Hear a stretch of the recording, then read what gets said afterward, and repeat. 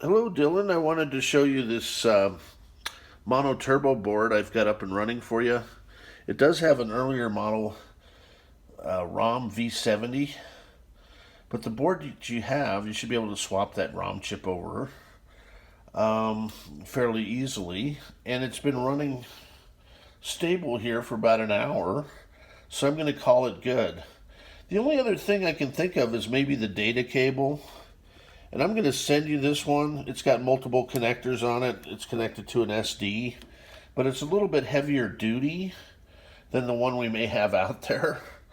Man, I'm sorry that that system's panicking with new caps and everything, and I'm hoping that this motherboard will resolve the issues. It still has the older caps, so you could probably, now that you do know how to do the caps, replace the capacitors on it.